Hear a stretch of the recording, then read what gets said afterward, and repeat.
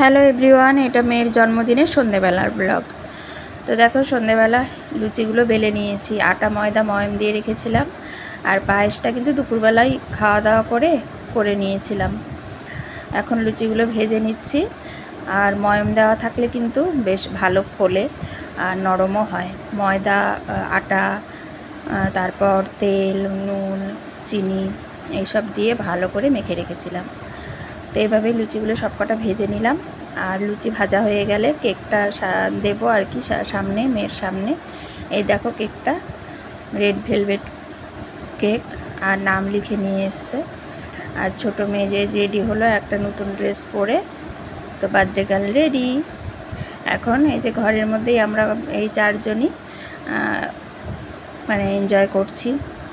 এই দেখো কেকটা এখন কাটবে আর ওর বাবাকেও খাইয়ে দেবে, আর বড় মেয়েকেও খাইয়ে দেবে, তারপরে আমাকেও খাইয়ে দেবে। তো এইভাবেই সবাইকে কেক খাওয়ালো। এই আর কি আনন্দ হলো। তারপর এই যে রেডি হতে হবে, ওর বাবা বলছে রেডি হতে, কারণ রেস্টুরেন্টে খাওয়া দাওয়া হবে রাতের খাওয়াটা। তো দেখতে থাকো ব্লগটা।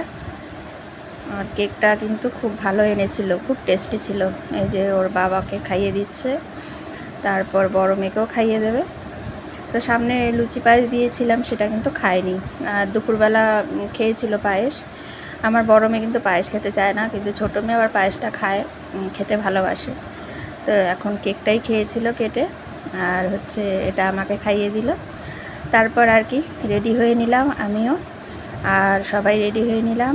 একটা রেস্টুরেন্টে গেলাম। তো অর্ডার দেওয়া হয়েছিল ফিশ ফিঙ্গার, তারপর স্টার্টার্সে আর কি, আর চিকেন কাবাব, মালাই কাবাব। তো বড় মেয়ে খাবে, সেটাই অর্ডার দেওয়া হয়েছিল। তো খাওয়া হলো। স্টার্টার্স খাওয়ার পর তারপর মেন কোর্স সেটা ছিল বাটার মশলা, পনির বাটার মশলা, আর বাটার নান। এটাই খেয়েছিলাম। আর কেউ চিকেন খেতে চাইলো না, কারণ দুপুরেও চিকেন খাওয়া হয়েছে, স্টার্টার্সে চিকেন খাওয়া হলো। তো সবাই বললো যে মানে পনির বাটারটাই খাবে, তো সেটাই নেওয়া হয়েছিল। খাওয়া দাওয়া করে একটা আম পান্না সবাই একটা করে খেলাম।